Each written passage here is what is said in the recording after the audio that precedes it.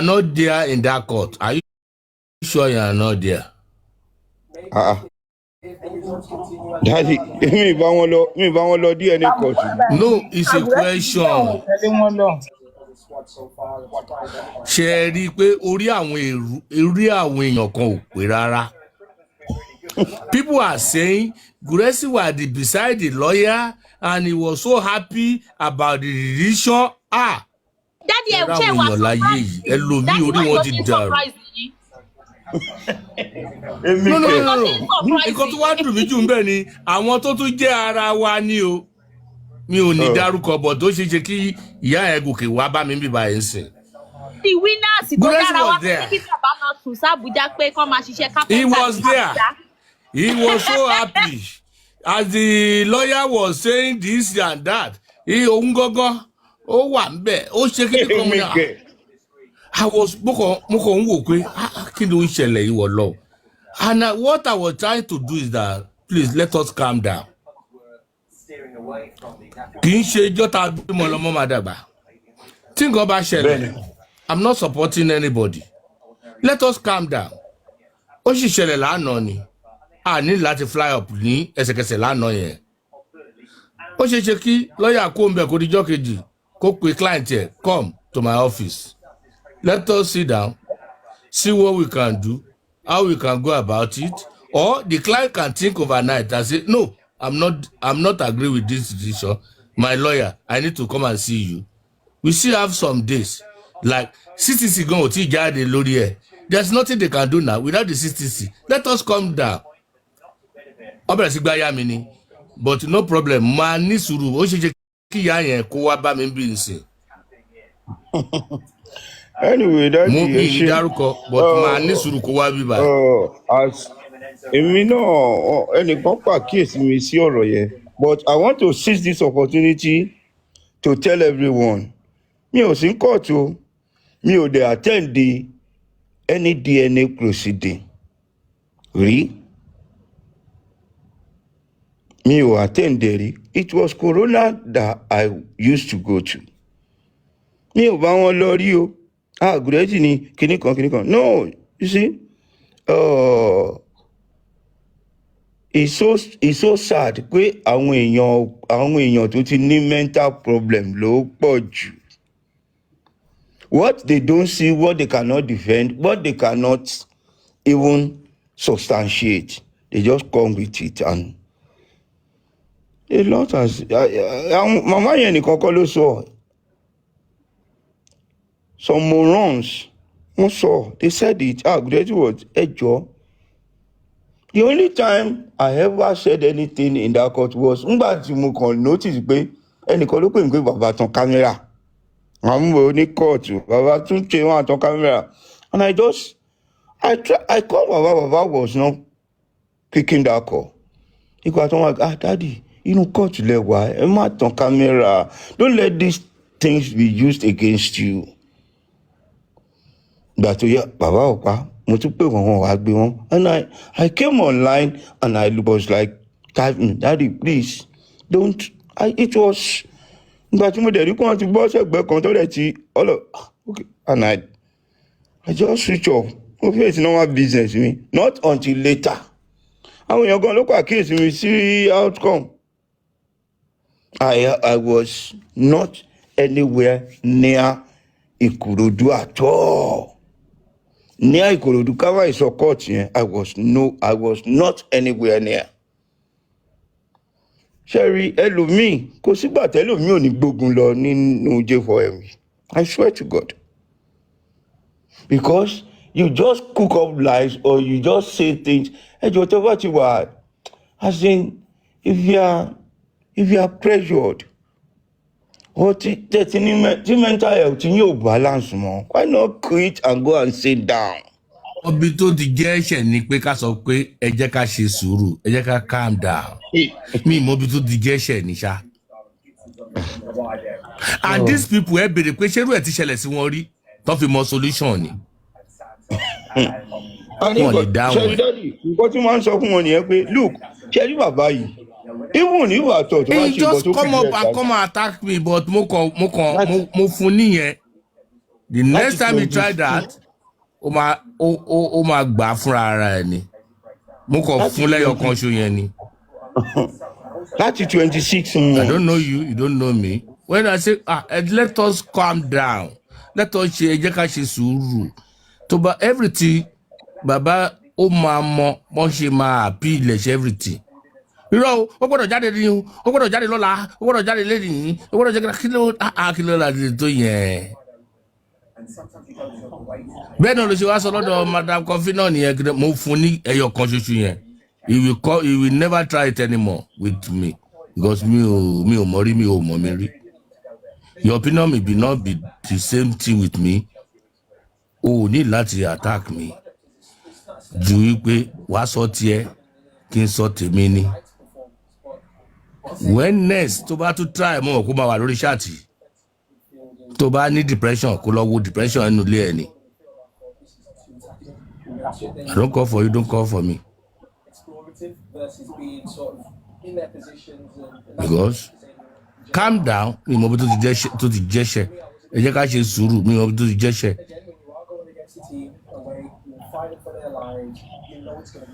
Kí ló máa ń ṣe iná gbogbo obìnrin yẹn kẹ ṣáà máa jà káàkiri kẹ máa bára yín jà kẹ máa jẹ everything everywhere you want to fight. Ẹ lè ṣe sùúrù ìṣẹ́jú kan. Just want to fight. Everybody want to fight up and down kẹ́kọ̀ọ́ máa jà káàkiri. Bẹ́ẹ̀ni tí kọ̀ọ̀kan wà tí depression bá wà lára ẹ lọ lògùn náà. Ọ̀rọ̀ yẹn nìyẹn. A lot of them were depressed. That depression in them, òun ló ń reflect inú gbogbo nǹkan tó ń ṣe. Why not calm yourself down?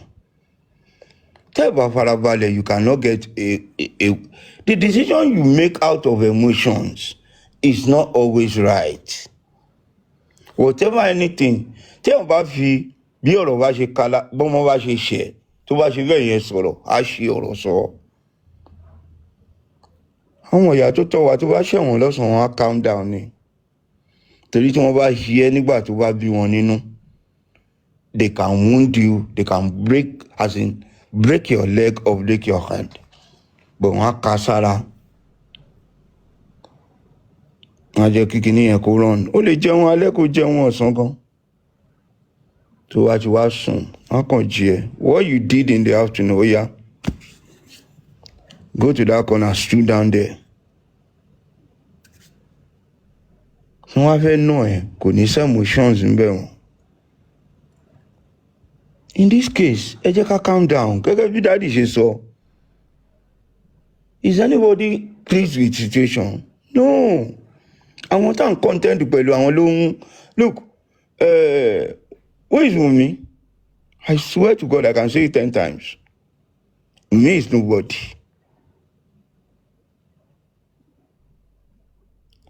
In terms of resources, in terms of intelligence, in terms of name it anywhere. One-on-one discussion intellectually.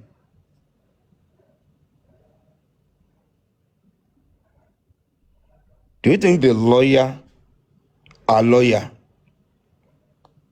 can stand some of us one-on-one? I can tell you no.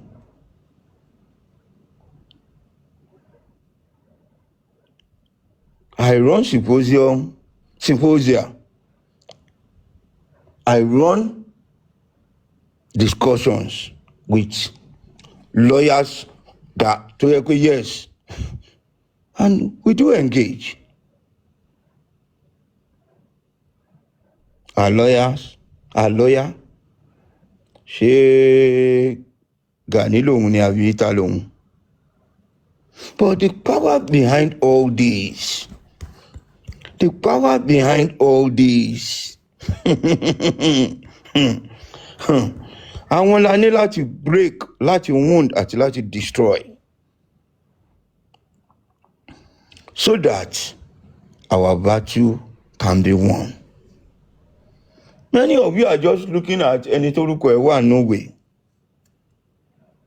You are looking at the names or the name written in a case file.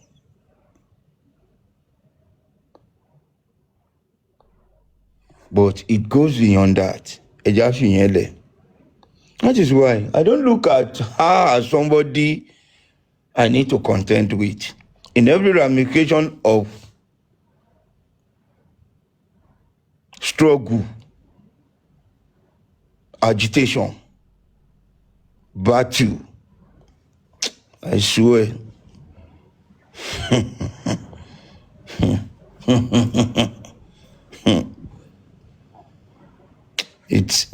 But the power we are contending with, let us reduce the way we react, as in moderate our reaction, and it's going to help us to look at, okay, what do we do? What are the solutions? Which way can we go to checkmate?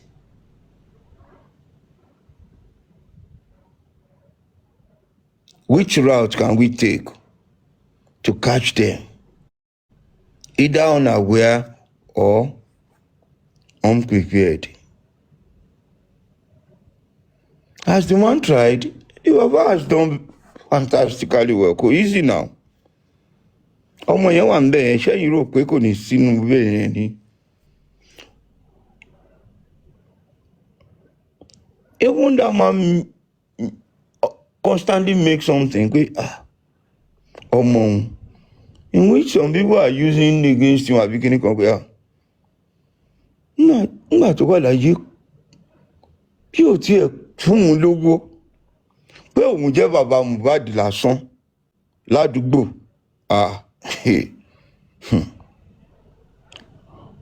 Ó ní òun lè ṣiṣẹ́ káfíńtà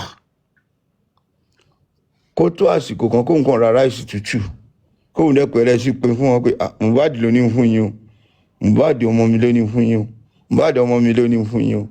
A pride, as in he was using him as a pride.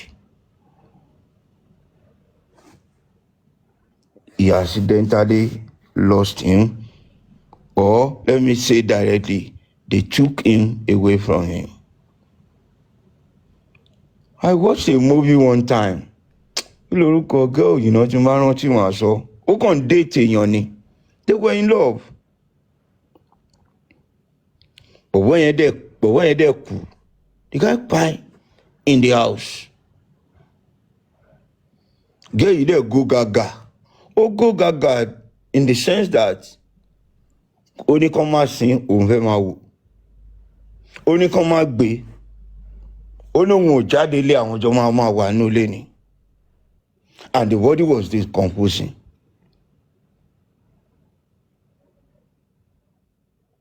Tó dẹ̀ rùn. A tún ṣe bí kò ń wẹ̀ fún, a ṣe bí kò fún lóúnjẹ. As in a kind of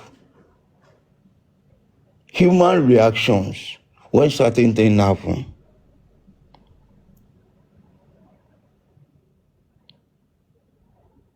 Do we really need all this ranting, blame game, trading insults on an issue that goes beyond everyone, on an issue that you cannot help? This over is quiet. If you want to get public lawyer, go and get it. If you want to do parade, go and do it. If you want to write petition, go and do it. Let me tell you, the man has the power to stop anybody from doing anything apart from him. But this one is quiet that, okay, any ground, any way that this justice will come, they can go ahead. Ní ò ṣe sọ̀rọ̀.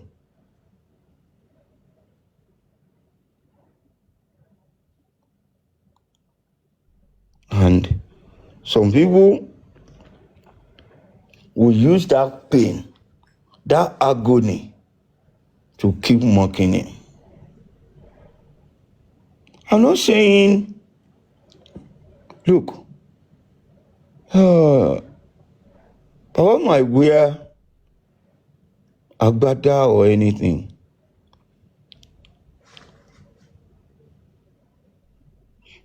Sherry, a shadow of what Baba used to hear, they used to tell him, is what Berekete said the last time he went there. Shadow Tintini. And you know, the Baba still made his statement and he stood on his ground. Not Berekete ni, Muhammad, be preparing to bury that boy. Baba needs the DNA. That DNA will give us justice. The only thing delaying from burying him again is DNA. He still showed to Berekete that, Oga, I am not the one delaying it. I want to put closure to his, to how, sorry, appeal. Let's stop, Ejo, let's stop. I want to put an end to keeping him in the morgue. But one thing that is delaying is this. Oba Alue, he has called him, he has sent him that, okay, Oya, ẹ̀sìn ọmọ yìí.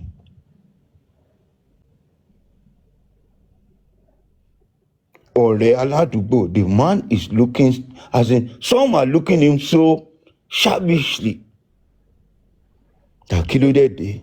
But this man remained focused, steadfast, and highly determined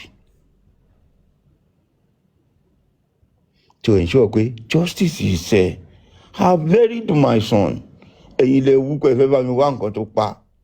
Why will I go and bury him again when you are not giving me what you promised?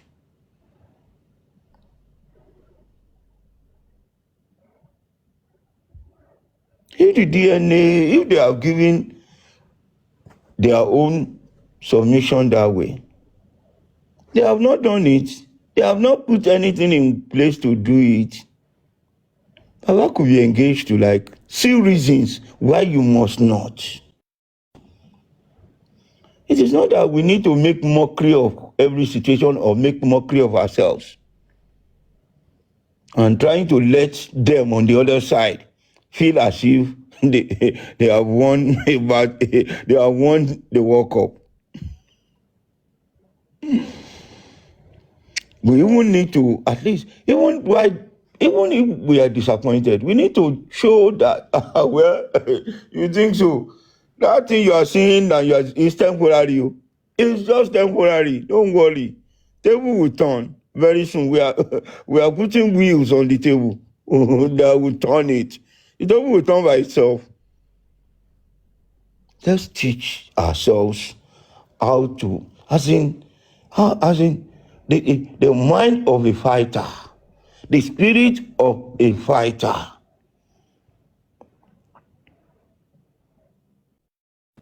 The spirit of a fighter.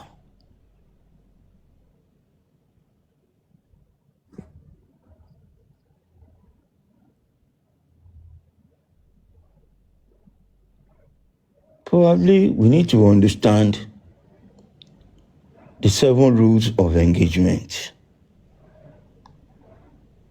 When I open my life, probably I'll read the rules of engagement. When you are going into a battle, those things that you need. Those things that you need to understand. So we just need, 1 minute.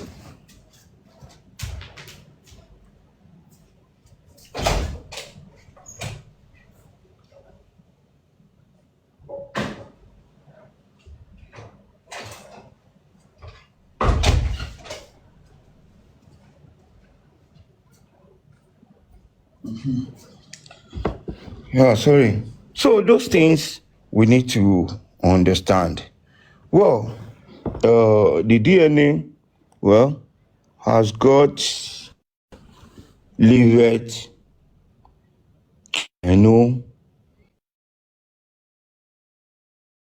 talk to Baba, calm him down, give him some words of encouragement, tell him the reasons why what we are saying is highly needed and expected.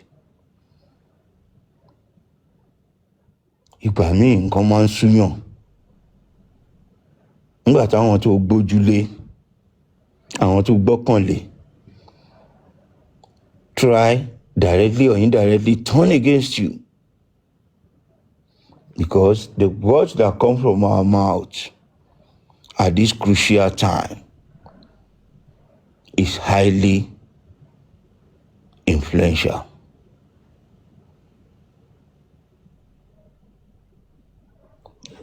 Nǹkan tí Yorùbá máa ń sọ, ṣé rí, tí Yorùbá bá ti wà frustrated in a situation, they say one language, wọ́n ní ẹni agbójú okùn lé kò jọ ẹni àgbà,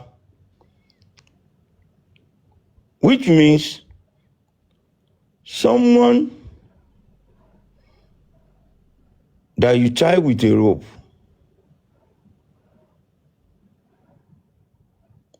is different from the person you put a chain handcuff.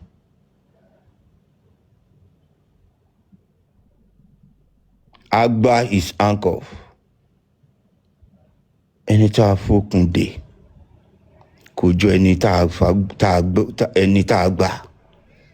At least somebody you tie with rope is different from ẹni tó handcuff with chain. Ẹni tó fòkun dè ó lè yún mọ́ nǹkan kó já. But someone with handcuff, you hold the key. Kò lè ṣí, kò lè já. Don't let us disappoint the trust in us. Let's bond ourselves together. Let's think of next line of action. Let us know that it is not over until it's finally over. And that has been my word. It is not over until it's finally over. And it cannot be over in this case. It can never be over. It can never be over. God is winning. God is on our side.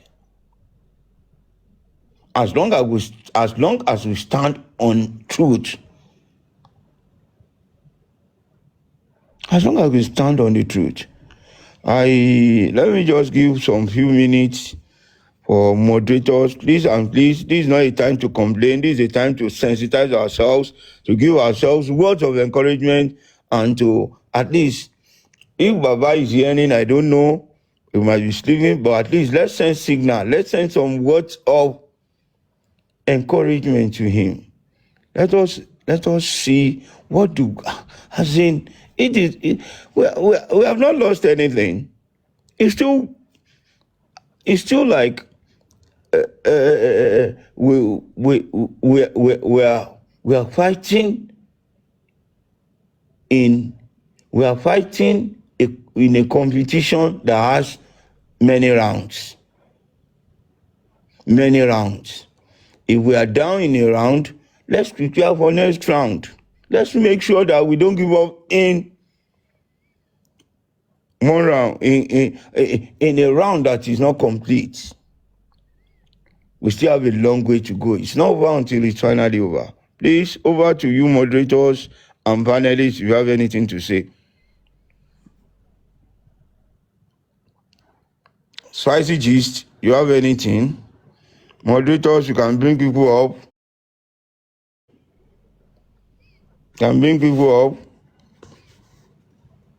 Yes, just some, at least, let's lighten up the spirit of justice of God. Mr. Gurezy, Thank you for all you have done tonight. And thank you for all you have been doing. Daddy Prince Eka Lesa, thank you for your stand on justice for Mohbad and the support everybody have for Baba Aloba. When we see a criminal and we let the criminal go, or we let out the criminal, and we are now castigating a just man. It's where I think I don't understand it again. Why I say what I just said is that Baba Mohbad is the reason why all of us is here in the first place. He's the one that told us at least 10 to 15% of what happened in Mohbad house. He's the one that make it possible for us to say we want to fight for justice for Mohbad. And at the end of the day, when everybody want to talk, it is Baba Mohbad that they are coming for. It's so pathetic that someone even said today that àwọn ò ní bú Múyìwá mọ́. It is Baba they want to be insulting. Àwọn máa wá fún Baba fúnra ẹ̀ ní Baba gbọ́ngàn làwọn máa wá fún. And these are people that have said in the course of justice that Baba lọ́mọ ẹ̀ kú, Baba nígbà, Baba làwo. Ǹjẹ́ a béèrè bá a ṣe dé bí ọwọ́ ẹni?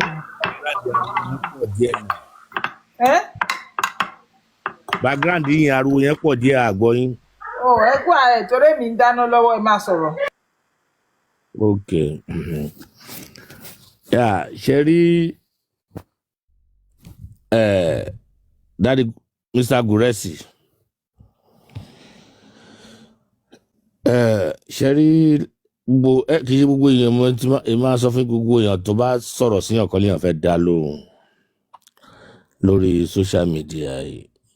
But at the same time náà, ní àbá ní máa sọ̀rọ̀ náà tó wá dé level kan náà ẹlẹ́ran ara gbogbo náà èèyàn máa force láti sọ̀rọ̀. But èèyàn kàn máa wò pé eléyìí ó ní ìkìndà ló ń ṣá eléyìí ó ní ìkìndà ló máa kí n lo energy mi fún eléyìí. Ká kàn fèsì ibi tá à ń lọ. But nevertheless, nípa ọ̀rọ̀ DNA yìí, kó tó dé level tá wà lénìí, when the CTC come out from when the time of Saanchi. Mo rò pé Wùmí upload CTC lórí profile lẹ́ni. Ẹ má dá lóhùn jàre òṣì náà ń ṣe. Bó ló ti rí ṣé CTC tí wọ́n jáde lánàá ló ti wá jáde lénìí ni. Ẹ rí pé ó ń ṣe ẹlẹ́yà nìyẹn. Ẹ má dá lóhùn. Gbogbo àwọn ṣẹ́rí àwọn kankan wà tó yẹ pé when you had 1+1 papọ̀ ẹ ti mọ̀ pé géèmù làwọn yẹn ń play. Ìbá ànàná lọ sí court ṣé CTC tí wá jáde lénìí ni tó lọ fi ń gbé sórí ibẹ̀ ẹ ti mọ̀ pé they are just ẹ ti mọ̀ ṣẹ́rí tó bá ní olè wọ́n ń pèèyàn lólè ó ń gbé ọmọ ẹran jó ni gbogbo system tí wọ́n ń play yẹn òun àlọ́yà yẹn kàn fi ń jẹun ni. Baba Mohbad, he has 100% right láti béèrè fún DNA. And no court of law can say no to him. The only area is that ó yẹ kó fún Baba Mohbad ní influence right láti kọ́kọ́ ṣe tiẹ̀. Tí Wùmí náà bá lóun fẹ́ ṣe kò sí nǹkan tó disturb ẹ̀. Wọ́n á fóun náà ní right kóun náà ṣe tiẹ̀ á jẹ́ méjì. When they come out with their result, the only thing the court yẹ kó ṣe ni pé all your pathology will come here and defend it. Ẹni tó bá parọ́ kò ní lè lọ ọbẹ̀. Ibi tí adájọ́ ti máa mú wọn nìyẹn. That your pathology need to come and defend it. So tí kan bá ní negative, tí kan ní positive, ẹ jẹ́ kó jọ wá defend ẹ̀. Then wọ́n wá lọ ṣe míì tí ilé ẹjọ́ fúnra rẹ̀ máa handle fúnra rẹ̀ láti mọ ẹni tó ń pa raw nínú àwọn the two pathology, and from there one assist license one. That is how you can cop fraud in Nigeria. That's how you can stop fraud in the Nigerian system.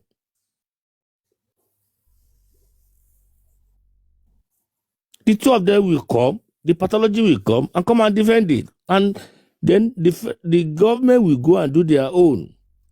Àwa fi wo ẹni tó ń parọ́ nínú ẹni tó bá dẹ̀ parọ́ nínú wọn court máa sanction ẹ̀ wọ́n á dẹ̀ ban díẹ̀ for life ni kò ní ṣerú ẹ̀ mọ́. Irú yẹn àwa máa fi máa kẹ́kọ̀ọ́, we will learn our lesson from it.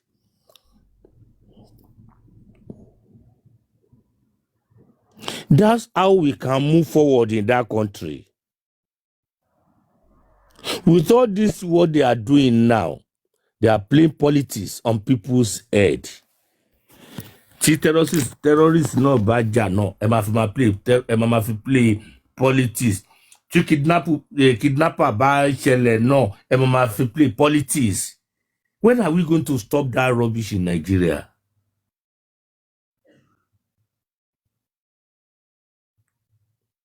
Everything, should we use everything to play politics? The magistrate know what to do. But initially, you say you want to do this. How even the person that asked for the DNA and the other opponent, how will you believe you that the government own is 100% correct?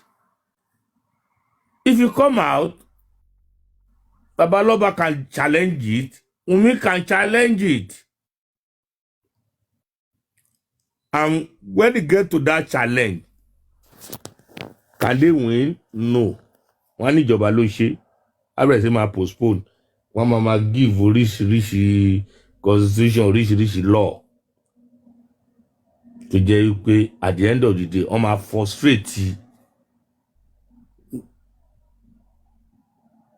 party tí wọ́n mọ̀ wípé àwọn ò support ẹ̀. Máa frustrate ẹ̀. Why should you say you want to do it and know the place will be, you will not disclose the area or the hospital is being done? Who does that? Èèyàn ló béèrè fún pathology, èèyàn ló béèrè fún DNA in coroner inquest. And then no, this is a coroner inquest. There's nothing concern you about the coroner inquest, that you should go to family court. And they went to family court to argue this thing out. Now the government is coming up that, okay, we are going to do it. The Babaloba will pay for all the expensive logistics and everything. And none of the party will know the place they are going to do it. Kí ló kàn jọba nínú DNA? Tí o ṣe àwọn náà fẹ́ sanwó ẹ̀. Ẹ ti mọ̀ pé red flag nìyẹn now. And the lawyer come out and say we are agree with Kinigan. No. If the lawyer say we are agree,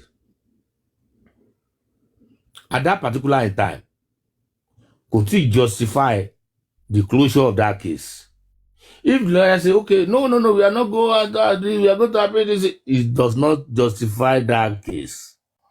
The lawyer will still go back and sit down, read the CTC, sit down with his colleagues and other senior colleagues.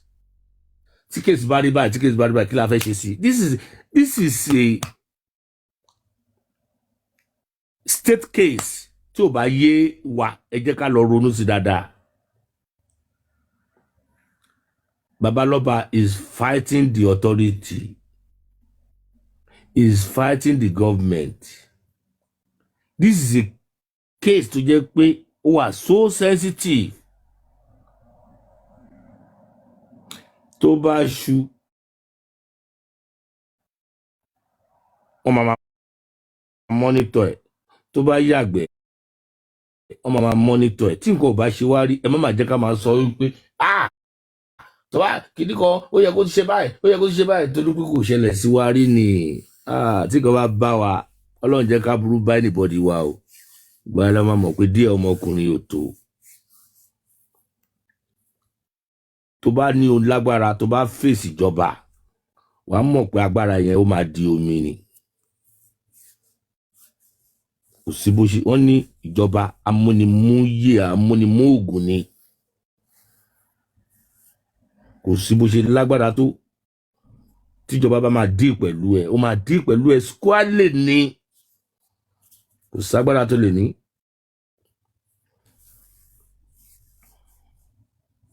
lọ́mọ yẹ kí ìjọba dí pẹ̀lú wa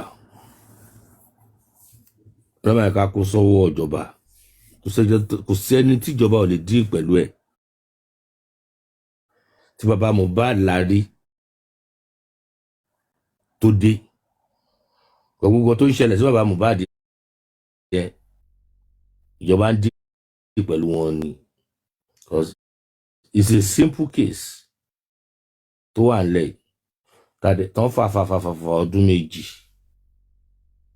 ẹ ti mọ̀ pé ó lọ́wọ́ ìjọba nínú ni DNA tán fẹ́ ṣe náà ẹ ti mọ̀ pé ó ti lọ́wọ́ ìjọba nínú ni kí ló kan ìjọba nínú DNA tí Oríyọmí ń ṣe gbogbo DNA bá Oríyọmí máa ṣe pátápátá 300 250 lórí ọbí máa ṣe and even there's one woman mi ìmọ̀rúkọ woman yẹn ó máa ń ṣe family court ló máa ń ṣe bóyá magistrate ní woman yẹn ni bóyá retire magistrate tàbí kí ó máa ń ṣe náà all this DNA oríṣiríṣi máa ń wo program woman yẹn ó máa ń ṣe náà tó dẹ̀ máa kà nínú court ẹ̀ tọkọ àti ìyàwó máa jọ dúró tó máa ka resource wọn létí kò létí ó gbélé náà ẹ ti mọ̀ pé ìjọba ti lọ́wọ́ nínú ẹ̀ ìjọba amúnimúyè ni wọn ẹ bá máa dé pẹ̀lú yàn kò ságbára tó lè ní máa dé pẹ̀lú yàn ní gbogbo àjọ wọn máa pariwo àwọn kíní kan no ọlọ́mọ yẹn kí ìjọba ṣẹlẹ̀ sí wa ni mo lè ṣe bá ó yẹ kó ti ṣe báyìí ó yẹ kó ti ṣe tọ̀hún ó yẹ kó ti no kò ṣẹlẹ̀ sí ẹ láṣẹ ń sọ bẹ́ẹ̀ tó bá ṣẹlẹ̀ sí ẹ wàláì a lè sọ gbogbo tá à ń sọ yìí mọ́ ọlọ́run jẹ́ kí ìjọba kó ṣẹlẹ̀ sí wa.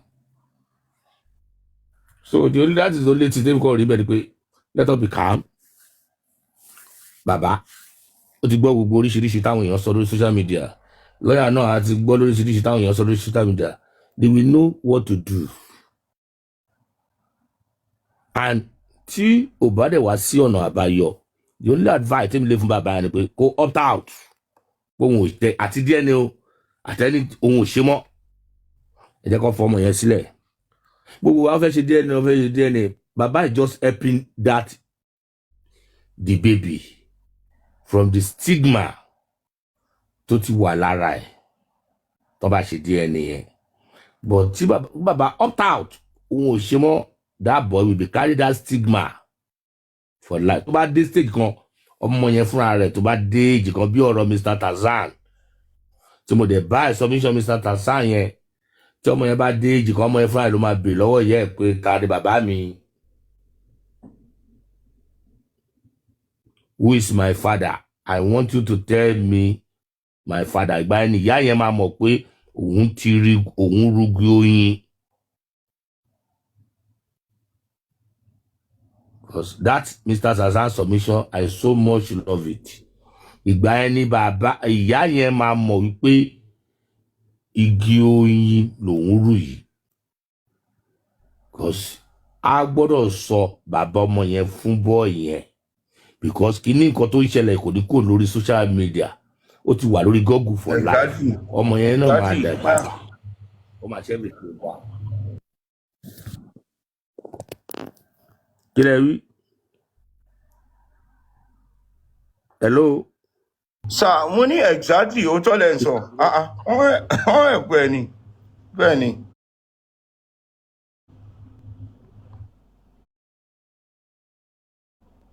Baba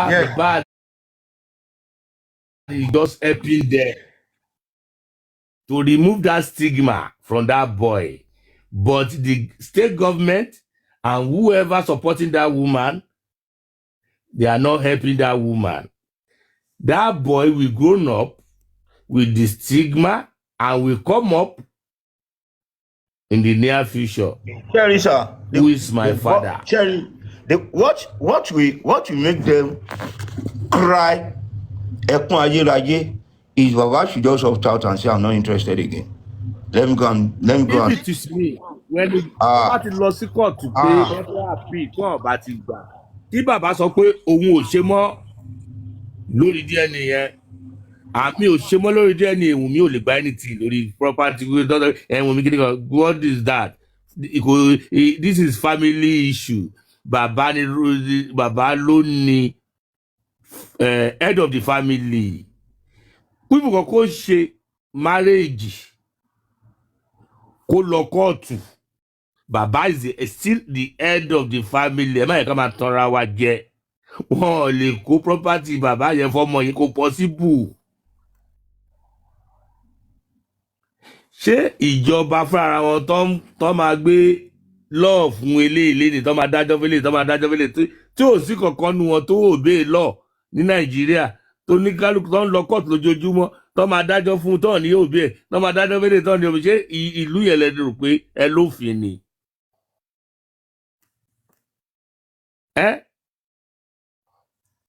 Òfin tó máa dájọ́ tó ní lè tẹ̀lé.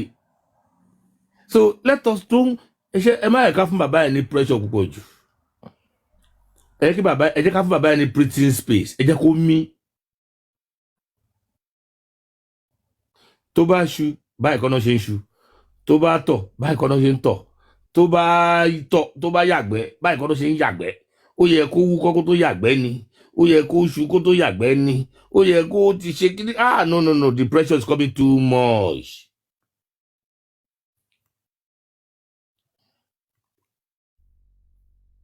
Baba, if you are listening to me, you are under this my voice.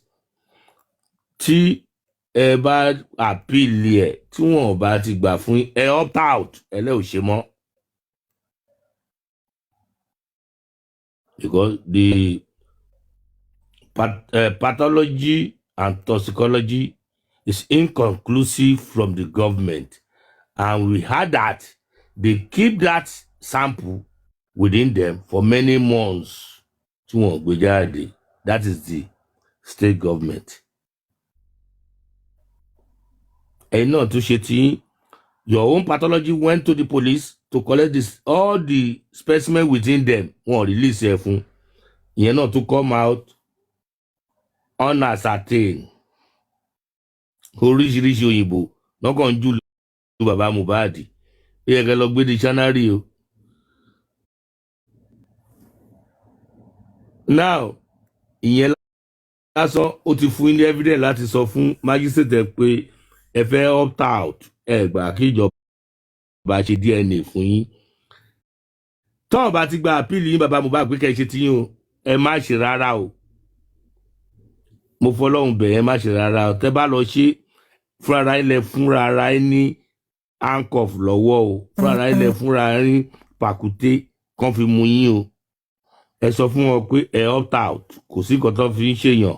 You opt out náà nìyẹn. Ẹ kọ́ lẹ bímọ ọmọ yín ló bímọ.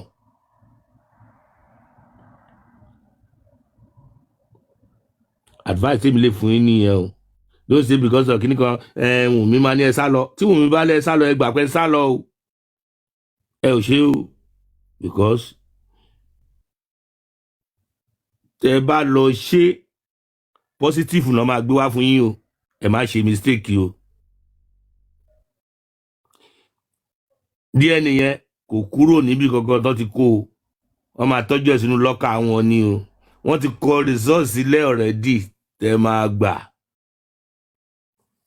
Just tell them you opt out. Wọ́n lè mú yín sí. Kò sí ọlọ́pàá tó fẹ́ mú yín sí orí ẹ̀ o.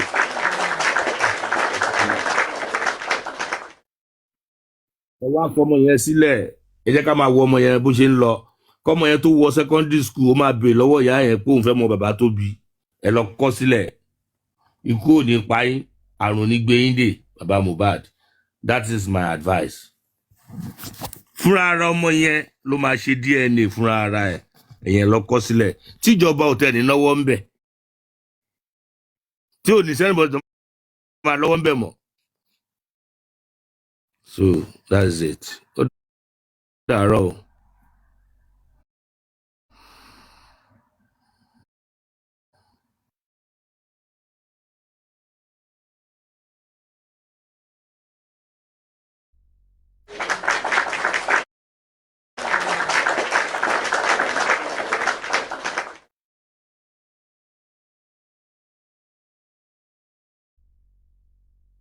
ẹ ṣé gan-an, thank you sir, thank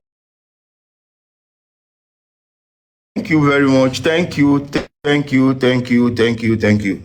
Ẹ ṣé gan sir, mọ́mí mọ́lẹ̀, you are welcome ma. In we can, yes ma, we can just hear something from you ma. Nǹkan kékeré náà ni mo fẹ́ sọ because the prince they have said it all.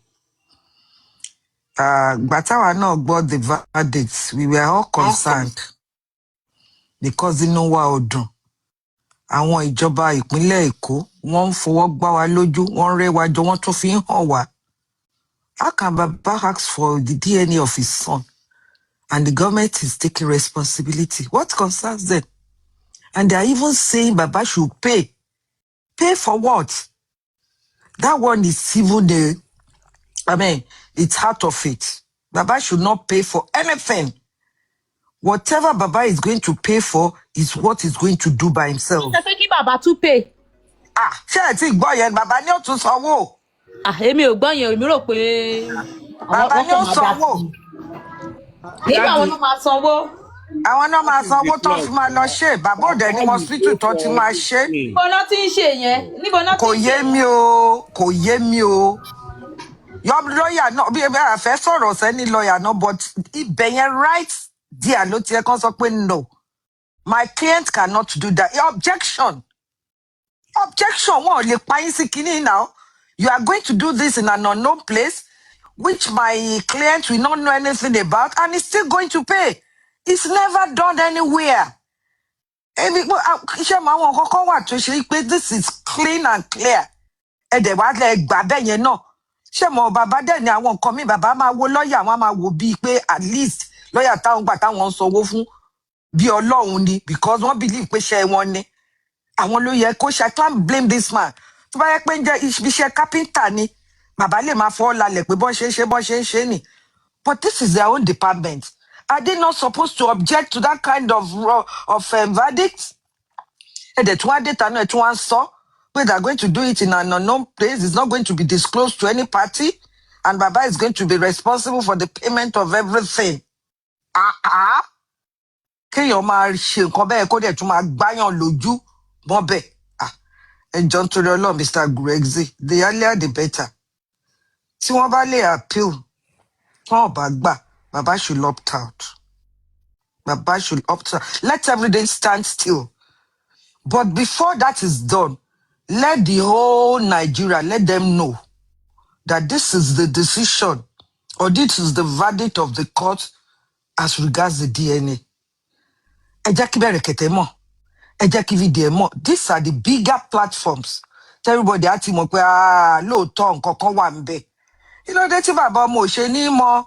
Àti ẹ jẹ́ kí Wùmí lọ ṣe tiẹ̀. Ẹ jẹ́ kí bàbá ọmọ lọ ṣe tiẹ̀. Èwo làbúrò gọ́ọ̀mẹ̀ntì? Ẹ̀yin lẹ ṣe toxicology. Mú nǹkan kan wá. Autopsy. Àrí result ẹ̀dọ̀ ní àárọ̀ ẹ̀. Àtilẹ̀ àwọn ọlọ́pàá ò dá sọ́rọ̀ yìí. Ilé tí ọmọ ti kú. Condone ẹ̀. Arrest anybody. Ṣe forensic. These are all showing us a signal that these people, they are just riding this man.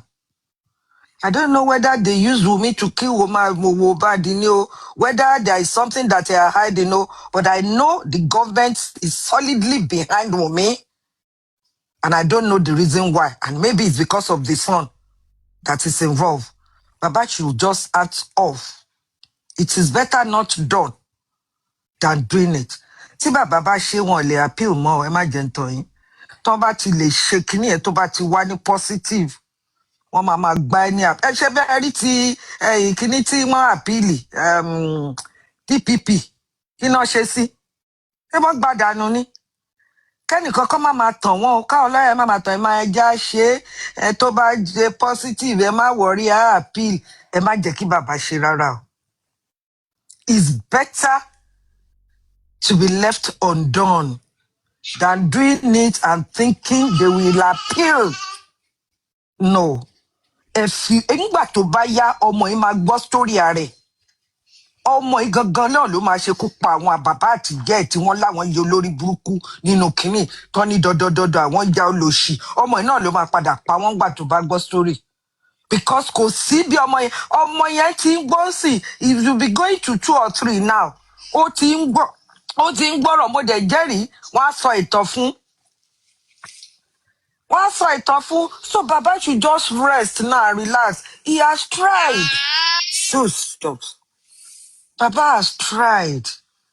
He has been able to do what a man should do. Kò sẹ́ni tó ràn wọ́n lọ́wọ́. Kò sí ìyàwó, kò sí ìyá Mohbad, kò sí ẹ̀gbọ́n Mohbad, kò sábúrò Mohbad. Just him alone. Please, Mr. Gurezy, talk to Baba.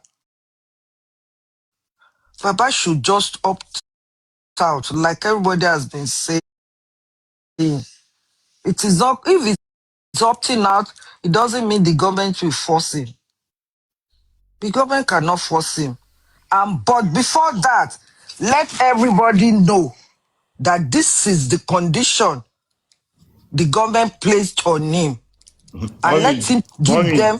Mommy, Yes, sir. kí Daddy Prince tó lọ sùn. Ọ̀rọ̀ tẹ́ ń direct sínú yẹn, àwọn ló yẹ kẹ́ direct ẹ̀ sí jù. Bàbá máa ń gbọ́ràn sí wọn lẹ́nu dáadáa. Kọ́ bá wọn sọ níbi tó ti máa gbọ́. Àṣírí ni mo kàn múlẹ̀ fún yín. Ẹ pè wọ́n kọ́ dá yín lóhùn.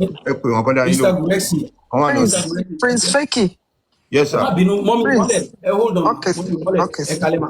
Ẹ má jẹ́ ká ṣe bẹ́ẹ̀. Bàbá máa gbọ́ yín. Àwọn tó máa ń record tó máa ń send sí bàbá wọ́n gbọ́ yín sí. So ẹ direct statement yín sí bàbá. Ẹ má jẹ́ ká fi Mr. Prince on the point. I'm very, very disappointed in you for even saying that ọ̀rọ̀ tó sọ ń sìn yẹn. Bàbá gbọ́rọ̀ sí mi lẹ́nu, bàbá gbọ́rọ̀ sí mi. So are you saying that èmi mo mú kọ́kọ́rọ́ bàbá dání ni? Ẹ má bínú, a ṣe ẹjọ́ ṣẹ́rí wọ́n ṣe ń tìlú mi mo ní láti tì síbì kan ní ẹjọ́. Ẹ má bínú sà. No, I don't like it. Don't do that next time. Don't do that. Okay, mo ti gbọ́. Ẹ direct ẹ̀ sí bàbá. Ẹ direct sí bàbá, wọ́n á gbọ́. Àwọn tó máa ń record, wọ́n á play, so wọ́n á gbọ́. Ẹ ṣe wọn. Ó dàbí pé èmi ò sọ jù bẹ́ẹ̀ náà lọ, Mr. Gurezy, Prince Feki, àti any other person talking to Baba. Ọlọ́run ní jẹ́ kó jó tì wọ́n o. Tójú bá ti bàbá gbogbo wa lójú tì o. And the earlier ká tètè pa kínní ìmọ́lẹ̀, the better ju pé káwọn lọ́ọ̀yà kan máa dà wọ́n láàmú kan máa purọ́ fún wọn. Because àwọn lawyer, they can just be twisting their head. And I don't trust any lawyer. In this Nigeria, they are all working under the state government. They can compromise. Because àwọn náà bàbá fẹ́ máa gbọ́rọ̀ sí lẹ́nu, but wọ́n tan bàbá ni o. Tó bá délẹ̀ tán, tó bá ti gbowó wọn, wọ́n á ju bàbá lẹ̀ ni o. Ẹ jọ̀ọ́ nítorí Ọlọ́run ẹ sọ fún bàbá o. Ibi tọ́rọ̀ dé, ẹ jẹ́ kí wọ́n mọ so many things tíjọba ti ṣe tán ti fail wa. Nítorí náà ìjọba ò tún dọ̀.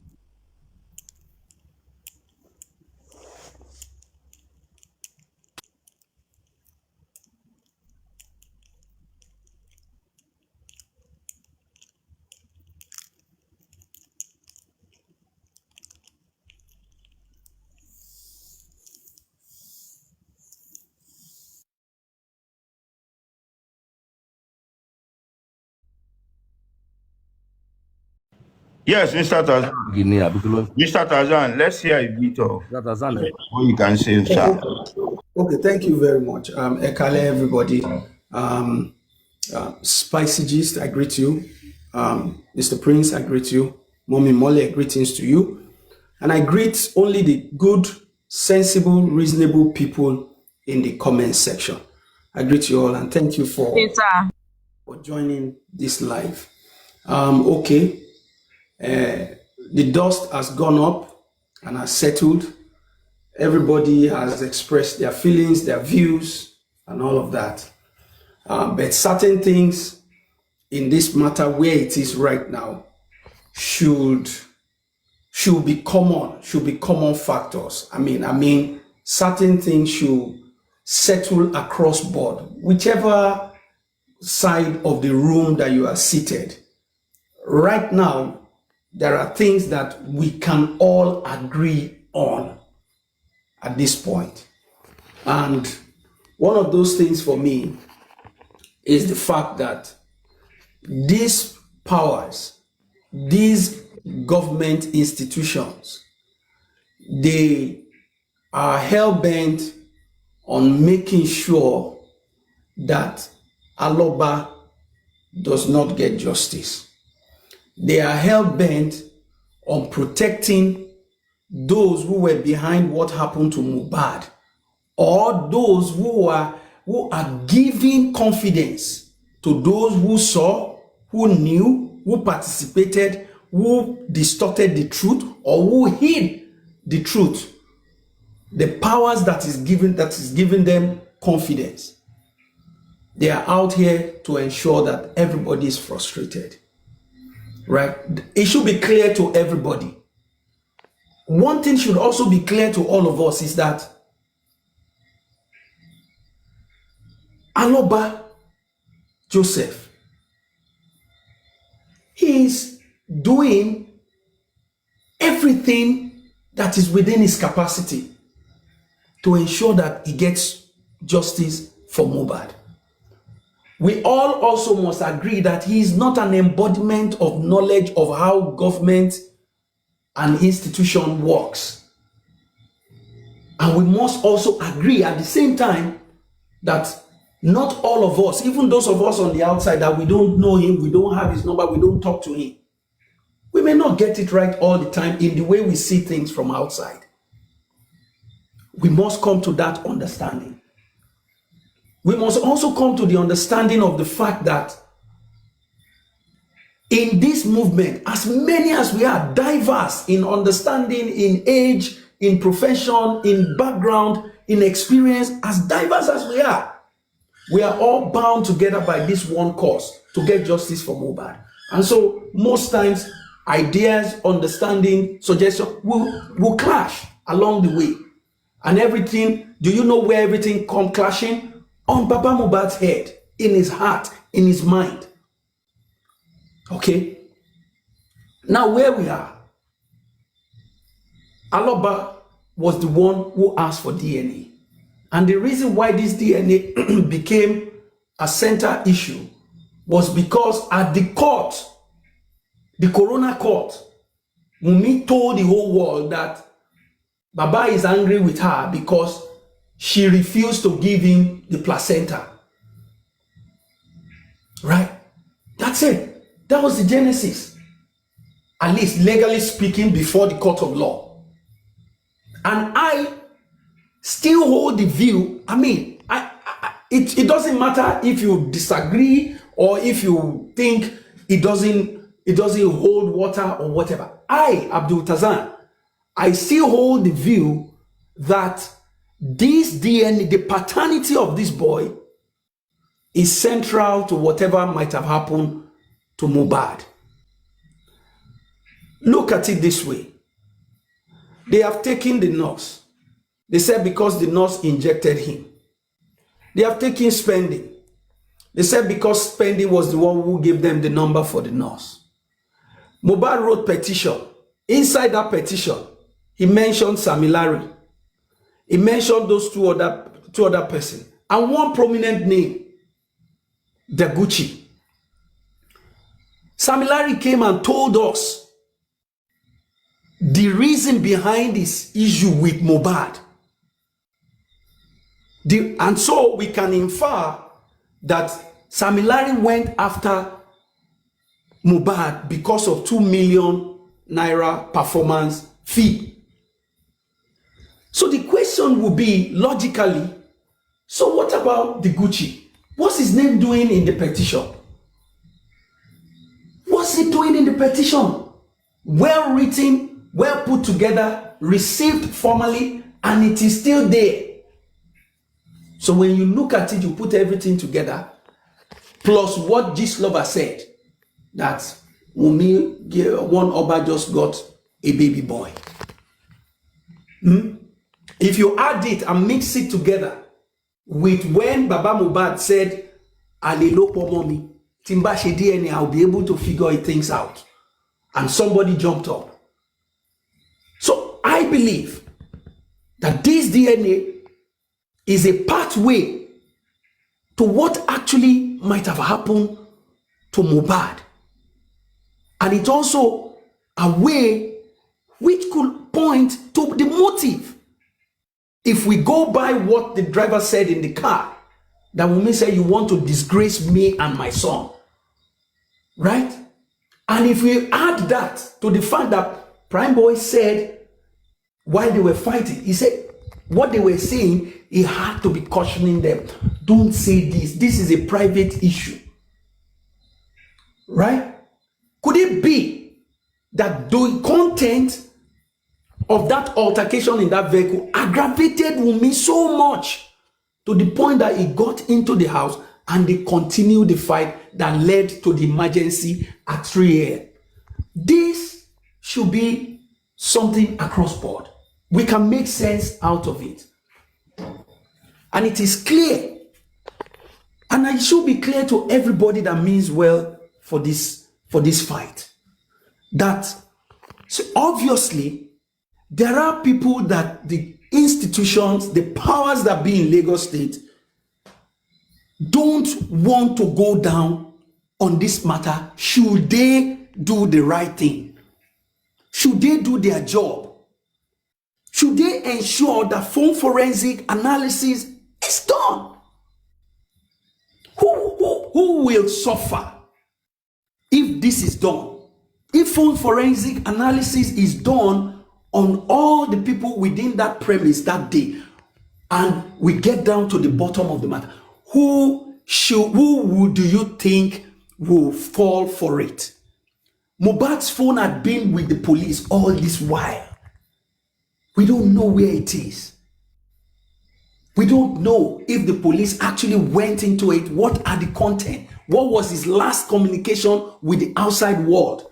Who did he speak to last on the phone? Who did he send text message to?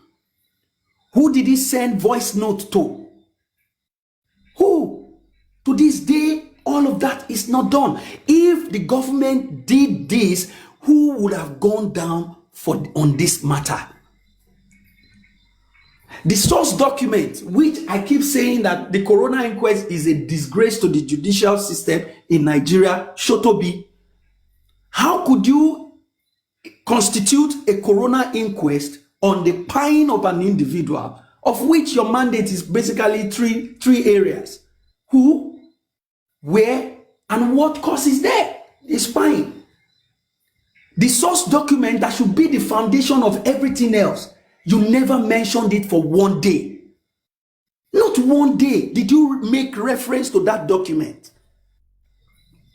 Not one day. Not one day did you mention that document. That who issued the document? Who collected it? Can I see it? Bring it. Let me see. Doctor, who did you give it to? Not one day. Not at one session.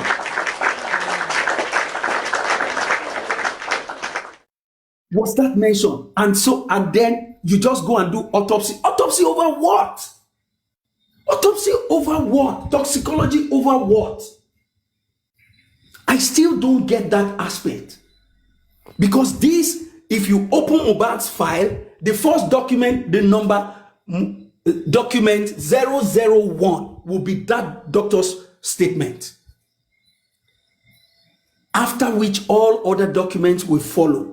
They will follow. They will keep making references. They will follow. To this day, why is it that every government institution that should have gotten record, that should have recorded, that should have noted, all of them just failed? The police station where they took the body. To this day, no record. took the boy to the mortuary, no record.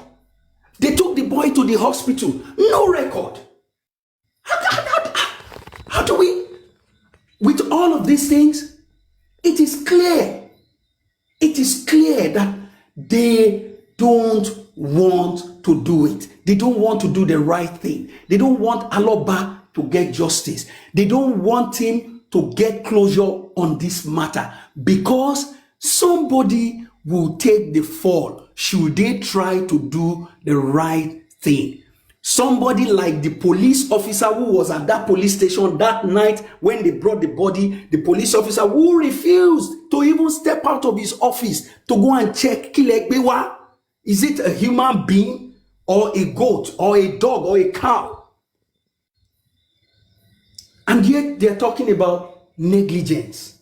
Isn't that negligence? On the part of the police? Isn't that negligence? So these things should be common across board. Forget about everything else. In this matter, what is common, what cannot be changed, the facts as we know it is what we should focus on at this point. If Wunmi said, I will not do DNA, you can't ask me who born you. Go to court, go and get court order. And Aloba went. And the court said, yes, you have the right to request it. Good. And now suddenly, you're telling Aloba that, no, it's we that will do it. No, we that will do it. When I said it that time that Aloba is doing police a favor, he's doing them a favor, a great favor. This DNA should not have been any issue at all. It would have been a case where they just give the man a copy of their findings when it came to DNA. That's what the police should have done, because that question upon the head of that boy as to could it be? They said this, they said, could it be that, this lady and those people who are doing something with this lady perhaps might have, whatever it is. They should have answered the question, but they refused, and it is good. Let them refuse. And Aloba took up that mantle, said, I am going to do it. I will do it for the sake of this boy, and also to know that my son left something behind. I want to clear it. There are too many issues around this boy. My son told me stuff, and he said it to the whole world. So I want to clear it. Why should anybody not be glad about that? If we know today, we decide today it is decided that the boy does not belong to Mohbad. Did not belong to Mohbad. Who is going to be crying? Who will be afraid? Who will be scared to know that the boy actually is not Mohbad's child? But it's obvious that there are people that needs to be protected. There are places where you can't go no matter what.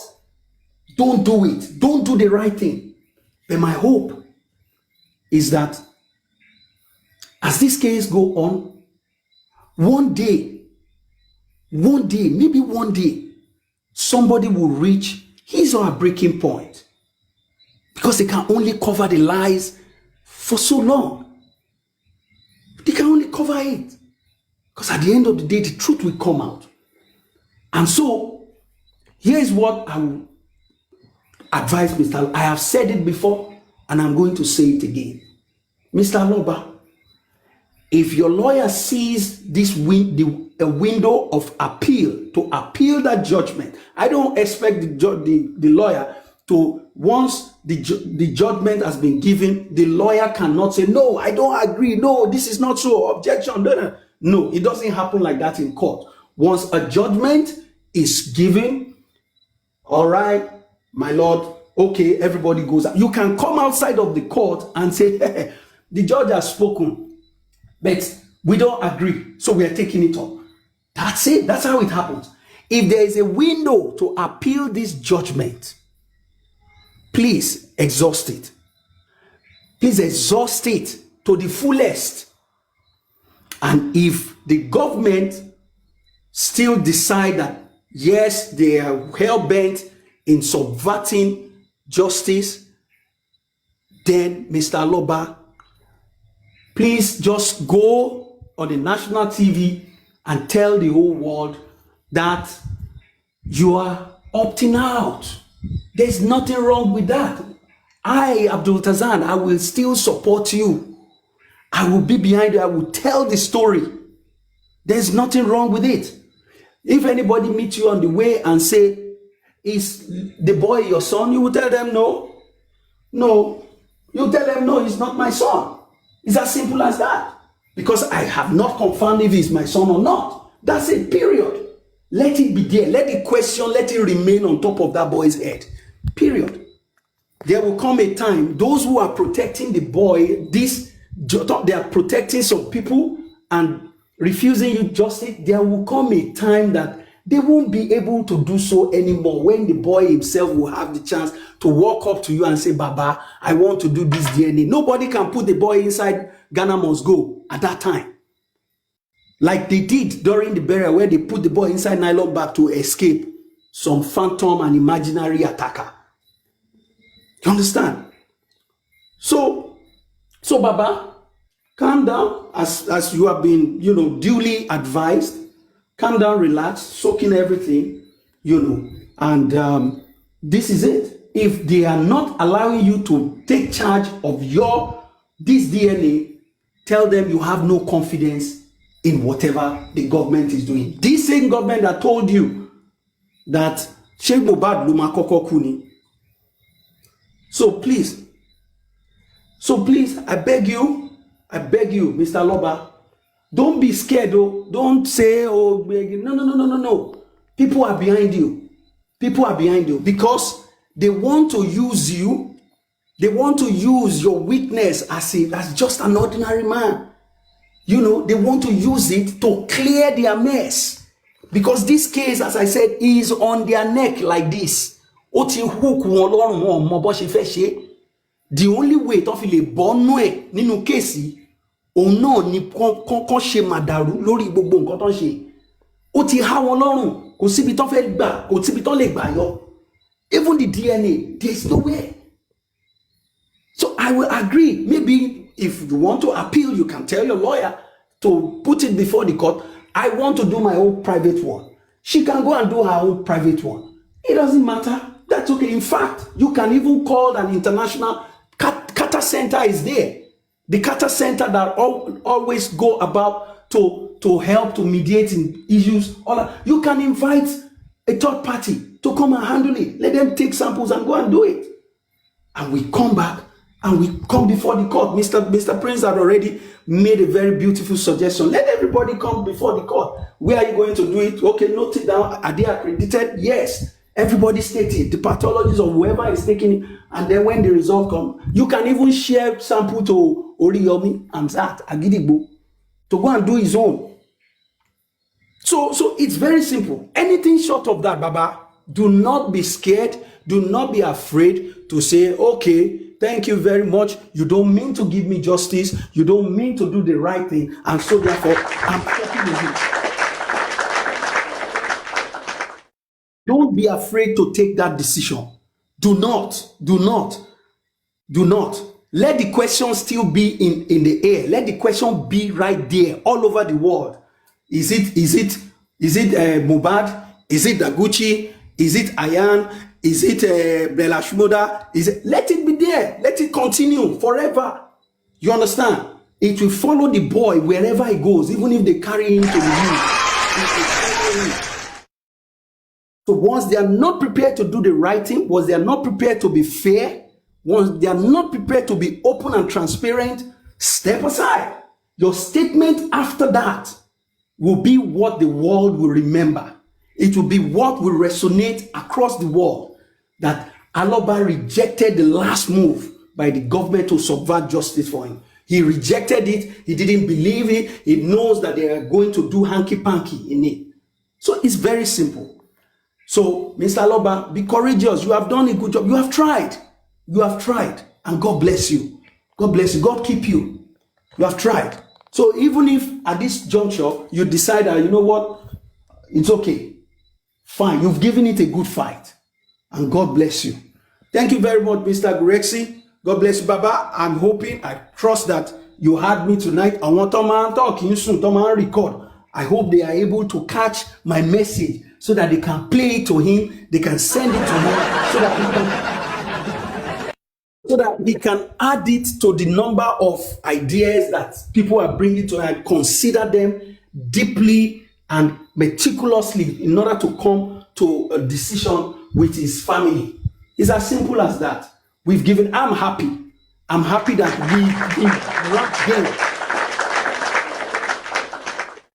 I am happy that Aloba gave a fight. I'm happy that Aloba made sure that he dragged all their names in the matter. Names like Sowolu, names like Shotobi, names like IPO Ibrahim.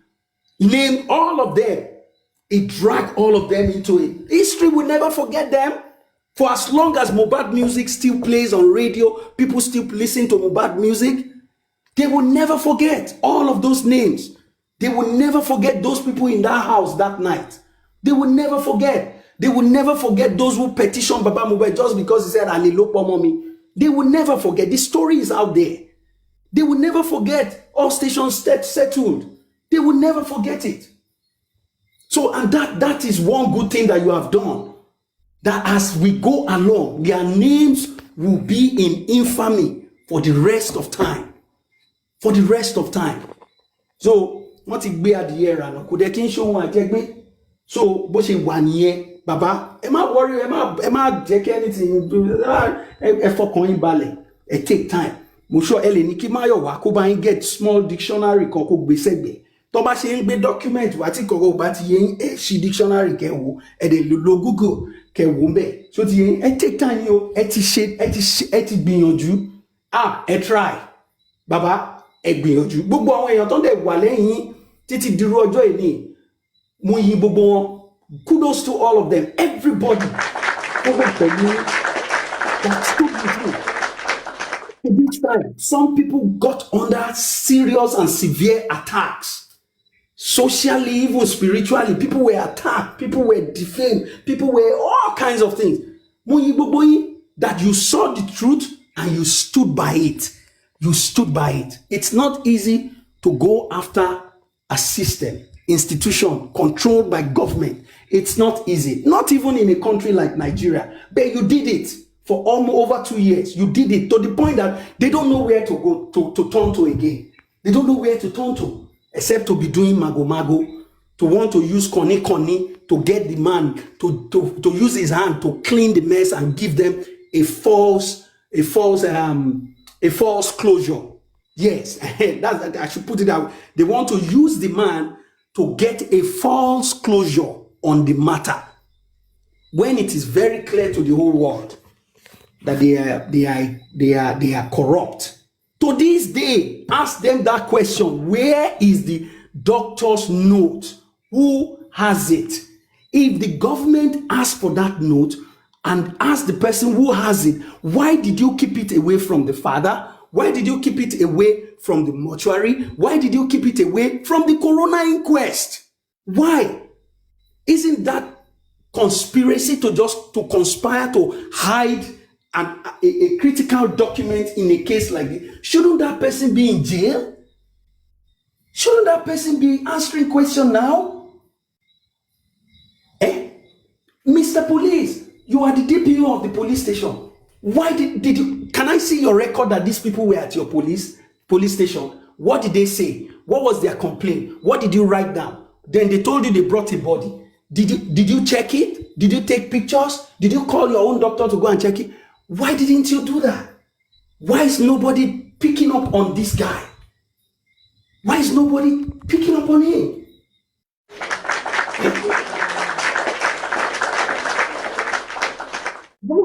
This is where the issue is. If we see the doctor's note to this day, we will know what they saw when the boy got there. It will be recorded. Everything that they saw will be in that note. Why have we not seen the doctor's note to this day? Did they see some things apart from just the body? Did they notice some other things? We don't know. The coroner doesn't know. The coroner doesn't care. gotten to that point now where, you know, our minds are settled now. The initial gra has settled down, and then we are settled again. We keep our eyes on what matters. We keep our eyes on the facts. We keep our eyes on the details. We follow it and we make sense of it as it's going on. We make sense of it. We keep our eyes on what matters. We keep our eyes on what matters as we're going on. That's where we are right now. So the point is, Baba, okay, they have said what they have to say. Don't worry. Everything is still with you. It's still before you. You are still the one in front of this matter. You are still the one. You are still the one. So listen, let's hear what your family will decide at the end of the day. I'm still waiting for a statement from you. And I will say, I don't want the statement on TikTok. I want it in national dailies. Clear, precise, concise, detailed, point by point, paragraph by paragraph. Put it out there. Let it be in forever record. Let it be there. And then we move on. Simple. It's very easy. Thank you very much. And God bless you. And God bless everyone. And if you read, thank you so much.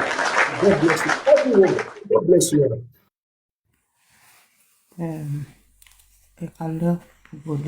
Hey, Joma, 1 minute. Thank you, Mr.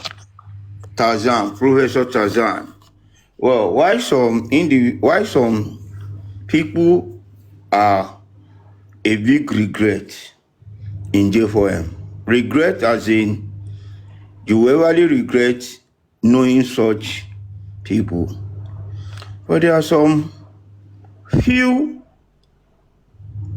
highly appreciated individuals like you, because at every time or at each time you speak, you always torture me. You torture my brain. I thank you for all you do. And that the Prince, thank you for that great suggestion and submission. It has given us a leeway to how we can deal with the matter. Tọmọdé bá lóhùn gbọ́gbọ́n kúkú ni, ìyá lóhùn gbọ́gbọ́n sísìn. If the government thinks they can harm twist us, we'll tell them there's public life and there's private life. We have our right to private things that we want to do. It is what it is. But I was scared when you were mentioning IPO. I was like, when you said IPO Ibrahim, I thought you wanted to say IPOB. I said, which one is IPOB? Well, as you have said, where was the doctor's note? The note written. If they could not give it to anybody, the note goes along with the course. It's like when one is traveling, and you have a visa on your passport, and you are not going with your passport. How would they know you want to, you either want to move out of a country or enter another country if you are not with your passport? As the course was going, the doctor's note supposed to go with them as an identification that this is what is said regarding this course. Even before the course, before anybody sight on the course, just give them notes. The course is there. This is the note, doctor's note. They read the note, probably check the body, then confirm with the note. Not that you take the note away from the course. Well, that action alone, I know will forever haunt them, because the deposed soul will never forgive them. Will never forgive them, because that singular act has taken us to where we are today. But God and the spirit of Mobad will deal with them, and He will grant us the justice we deserve. So, Mommy Bola, over to you. Thank you, Mr. Tarzan. Thank you, Daddy Prince. you're in grief because there is a particular person who has expected me to snoring, but I will not snore today. She's there thinking and expecting me to snore. I will not snore. In Jesus' name, I will not snore. The why this life is not on, I will not snore. Over to you, my mom, Bosumbola. Yeah, thank you, Mr. Gurezy. More appreciate you. And the good Lord that we are serving will continue to be with you and your family and every good thing that you have done in this cause of justice for Mohbad. And to my daddy Prince, Mr. Tazan, one of the good people I met on this day for him. Mommy Lirioluwa, I cite you. And all the good people in the comment section, I greet everybody. Well, I'm a lady of few words because I always love to stay behind, use my pen to connect the dots. And I don't criticize Baba for anything tí wọ́n bá ṣe torí pé and I will not join anybody to say àwọn kan ló ń direct Baba. No, Baba has got his brain. He knows what he wants at a particular time. Ọlọ́run má jẹ́ ká rí nǹkan tó jù wá lọ ni. Ẹni ìjà ọ̀dẹ̀dẹ̀ bá òun ló ń pèrè lọ́kùnrin. Tó bá ṣe mí ní báyìí ni màá ṣe, báyìí ni màá ṣe. But when you find yourself at that point, ẹnìyẹn lè má find it easy. I understand everything this man has been passing through. Ìjọba. Àbáwọn àwọn tí wọ́n ń lo ọwọ́ ìjọba. Wọ́n lè má sùn wọ́n bí power, but they are using the don't lo ọwọ́ yẹn. Wọ́n ní kó tó dá ọmọ ẹyẹ lóró kọ́kọ́ fi rora ẹ̀ wò. Bí mo gẹ́gùn lálẹ́, àrò máa rọ̀ mọ́. Bí mo bá dẹ̀ ṣépè, àrò á rọ̀ mọ́.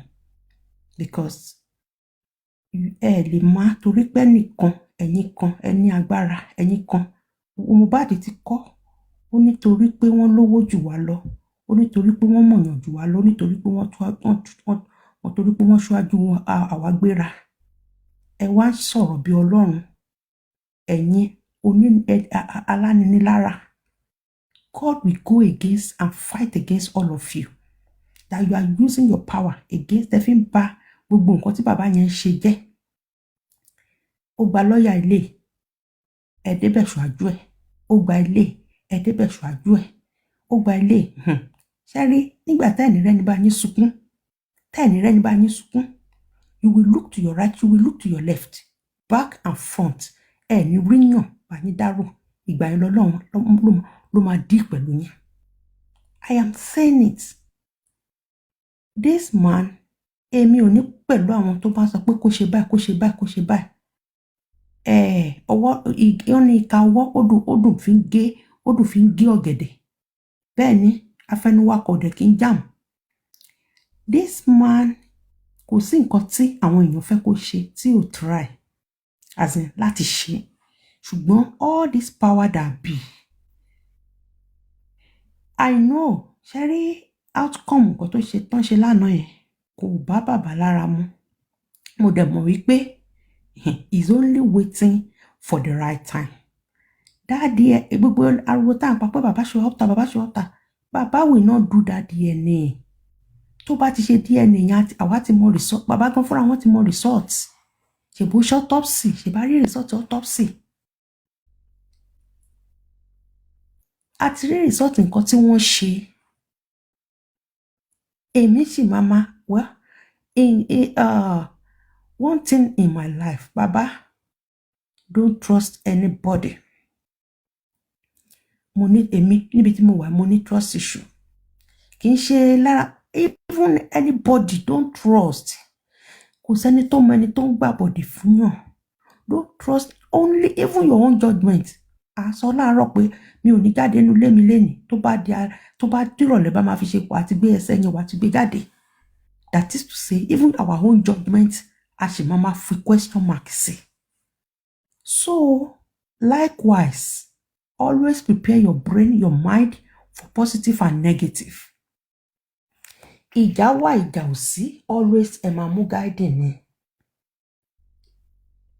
Èèyàn ò gbúdọ̀ trust anybody at this point. Bàbá mo bẹ̀ yín. Like nǹkan tí Mr. Tazan sọ, it's better not to do that thing. Kọ́mọ yẹn pàdé yín lójú ọ̀nà, hey grandpa, ọ̀kẹ́nìkan sọ pé hey bàbá kíní. No, kì í ṣe ọmọ mi torí pé publicly èmi ò ṣe DNA.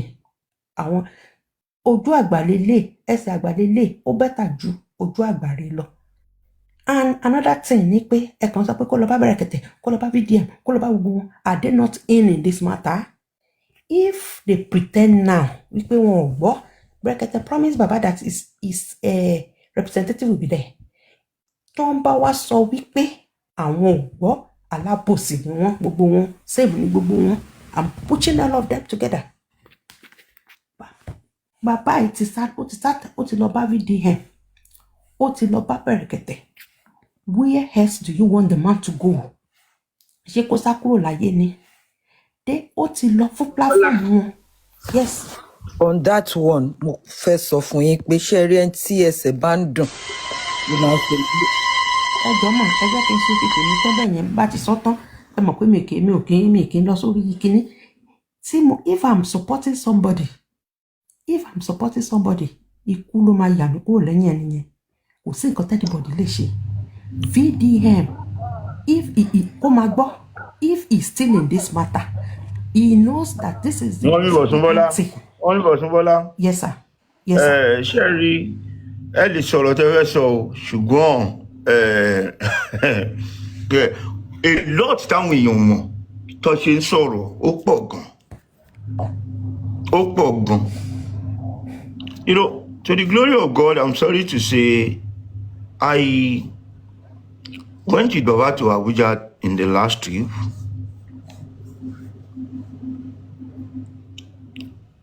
I always spoke to VDM.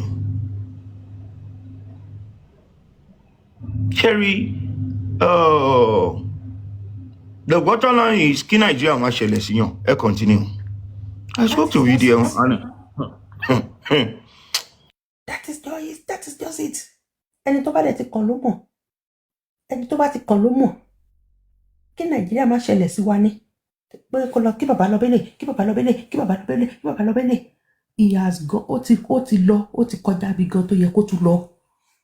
Àfi kán má sọ pé ibì kan wà tí bàbá ẹ̀ tó yẹ kó lọ ni. Ó ti lọ bẹ̀. What else? Ṣé láìfù ẹ̀ la wá fẹ́? Instead of gbogbo àwọn tó ń búra wọn kiri, tó ń bú bàbá tó ń jàjà wèrè kiri lórí social media yìí, instead of them to come together, kọ́ bá wọ́n ní ẹ jẹ́ ká ṣe kinní kan, ká sọ pé ibi tó ní nǹkan fi ìkan ẹ̀ sí, ẹ jẹ́ ká pẹnu pọ̀ ká bó lè wí, à ń sọ pé ibi tó ní nǹkan fi ìkan ẹ̀ sí òun ni ò dáa. Kí ni reason tí gbogbo wa ṣe join Justice for Mohbad? Let's go back to the foundation. Kí la ṣe join? Ṣé torí royalty Mohbad ni àbá fẹ́ kí bàbá ọmọdé kó rí justice gbà fọmọdé? Torí I don't know where some people tí ìgbà tó bá ti ṣe pé torí pé kán gba justice fún Mohbad ni mo torí wá. My loyalty will be towards getting the justice. Mi ìdẹ̀rù pé bàbá Mohbad wà against kan gba justice fún ọmọdé láti ìbẹ̀rẹ̀. If bàbá has not yẹsẹ̀ àgẹ̀rẹ̀ wípé mi ò fẹ́ kán fọmọdé ní justice, all of us should kill behind him. Kí gbogbo wa bọ́n ṣe fi nǹkan gun lójú ìbá kí gbogbo wa tú síta.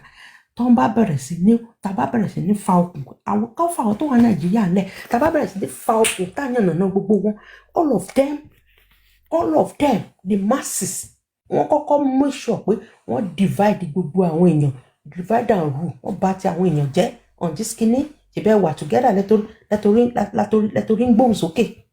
Now they destroy all the followers. They now strike. Wọ́n sọ̀kò yẹn. Wọ́n sọ. Now everybody tún wá padà wá àti wá bẹ̀rẹ̀ sí ní yẹgi. Àwa kò bo bàbá jẹ lórí pé you should have said no, I'm not taking this, I'm not taking that, I'm not taking it. Tó bá gbébọn fún lórí níbi tó ti ń ṣe I'm not taking it yẹn. They will say wọ́n ló dá kíní law and order. Ó ń dàrú ni. I know he's inciting the public against the government. Nobody, gbogbo wa tá à ń pariwo ẹ̀ kò sí kankan tá máa ṣe. So kó jókòó kó ronú personally gbogbo nǹkan táwọn èèyàn sọ kò sẹ́yìn tí mo listen sí nǹkan tẹ́mi fẹ́ listen sí ni nǹkan tí bàbá fẹ́ ṣe ọ̀ nǹkan tó fẹ́ sọ mo dẹ̀ mọ̀ pé bàbá olópọlọ pípé ni he will come up with something good if truly we are kò sí nǹkan tó anybody lè ṣe tó lè fi jẹ́ kí n padà kúrò pé ó ti sú mi if that man is still in I am in 100%. 100% statement kan lèmi máa fẹ́ kẹ́nìkan sọ tó bá ti sọ statement yẹn mo ti tí ẹ̀ dànù Brekete made the statement and ó ti jẹ́ kí n mọ conclusion nǹkan tí wọ́n ibi tí ọ̀rọ̀ dé lánàá nǹkan tó wọ́n sọ lánàá Baba be ready to go and bury your son. Was that the reason Baba went to Abuja? Was that the reason he went to Abuja? So it is the statement of coming from the camp of our enemy. Adẹ̀ ti gbọ́ láàrin àwọn tó pera wọn ní àwọn tí wọ́n tọrọ tó ń bá wa ń jà. So èmi tí bá ti fẹ̀yìn mi tì tí mo fẹ́ gbọ́ statement tí mo fẹ́ gbọ́ yẹn mo dẹ̀ ti gbọ́.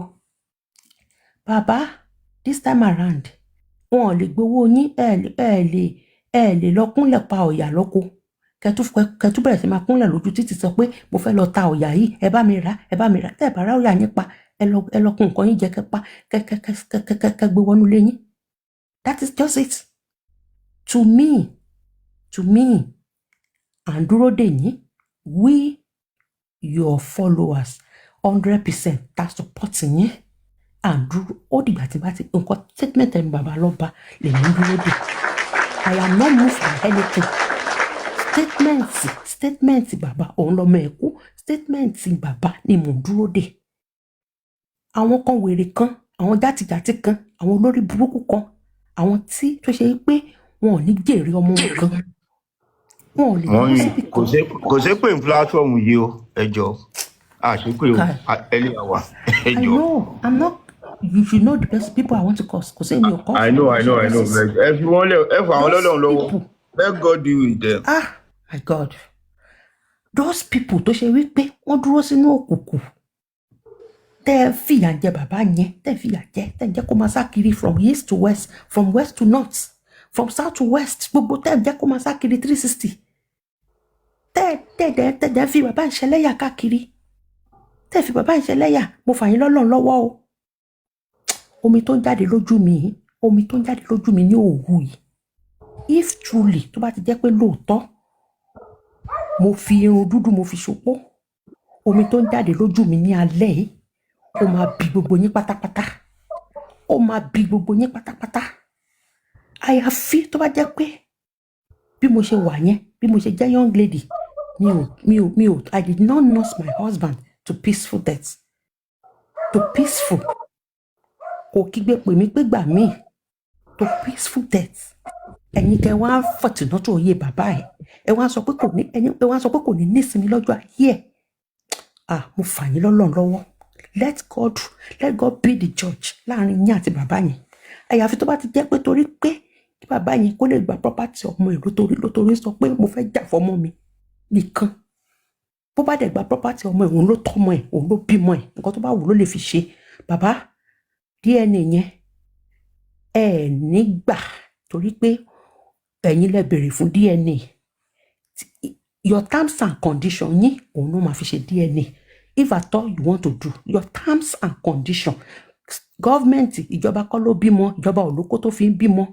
ìjọba kọ́ ló bímọ ẹ̀yin lẹ bí ọmọ tó bí ọmọdé yìí tí ẹni tá à ń sọ yìí tó bá fẹ́ lọ ṣe títí ẹ̀ kó lọ ṣe tiẹ̀ kó lọ fi owó tiẹ̀ ṣe títí ẹ̀ wọ́n ti contribute owó fọmọ yẹn kó lọ kówó yẹn bí tán kó sí kó lọ fi ṣe tiẹ̀ owó títí yín ẹ máa gbé ẹ máa lọ fi ṣe ti yẹn ni I am here for you I am supporting you for any because mo mọ̀ pọ̀lọpọ̀lọ pípé ni yín ẹ ní ṣe mistake and you will not make any stupid decision mo mọ̀ bẹ́ẹ̀ bàbá ẹ ṣe eléyìí o in as much tí o bá ti bá terms and conditions yín torí ẹ̀yin lẹ lọ kóòtù tẹ́lẹ̀ fẹ́ wọ́n ní kẹ́ lọ gba kóòtù ọ̀dà ẹ̀dẹ̀ lọ gba kóòtù ọ̀dà ẹ̀yin lẹ lẹ́ẹ̀fẹ́ bọ́n ṣe nìyẹn nígbà tí inquest wọ́n bàjẹ́ wọ́n lọ kọ ẹ̀yìnkùlé náà ti kọ ìdájọ́ they went to the backyard They wrote the judgment. This time around again, they've done the same thing.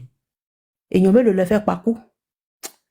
Ẹ jẹ́ fúnyàn mi láyé kan sọ̀rọ̀. Títí mi ní pé ibi tí mo stand sí ní pé mi ì dẹ̀ sí nínú àwọn tó bá ti ń bú bàbá yẹn, mi ì sí nínú wọn. Ṣé bàbá ò mọ̀ pé ó yẹ kó ṣe lé àsífì pé kò lọ́pọlọ? Bàbá lọ́pọlọ, ọlọ́pọlọ pípé ni wọ́n. Àìlọ school kì í ṣàrùn, ọlọ́pọlọ pípé ni. Intellectual kò bá pé mo kàwé àkọ́ìmọye professor torí ẹ̀ ò pé kò bá jọ. You know what to do and we are trusting you. Àwa ta support yín 100%. Àwa ta mọ what yín. A mọ̀ wípé you are coming up with good idea and better idea. Mo dẹ̀ mọ̀ bẹ́ẹ̀ tí family yín tí wọ́n bá sọ pé ibi pé kẹ́ lọ gbà ẹ sọ fún wọn pé kàn máa kórí burúkú wọn lọ ẹ̀yin ò gbà. Ẹ gbà. Thank you very much, everybody.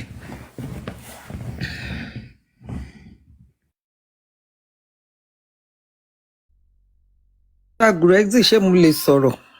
ẹ ṣe mà mọ́mì ẹ jọ kẹ́ tó sọ̀rọ̀ I just want to cite an example. Sherry, at times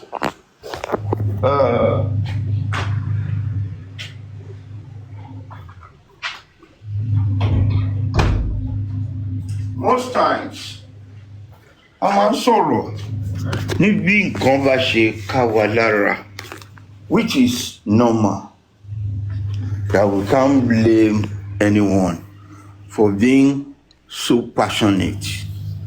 But Sherry, ẹ má jẹ́ ká máa wà too emphatic láti rí i pé what we want is what we need to let it how we want it to be. As I said lẹ́ẹ̀kan yẹn, kọ́lọ́ má jẹ́ kí Nàìjíríà ṣẹlẹ̀ sí wa. May Nigeria never happen to us. I have only 2 examples. While we went to Abuja, we met with the first PRO, Benjamin Day. We sat, we discussed. Very nice, loving, young police officer. Very intelligent, educated. Nígbà tá a wá ń sọ̀rọ̀, I now asked, he was telling us his background, family, whatever. I know you are from Badagry now. I know you. We have met. Look, hold on. I'll continue.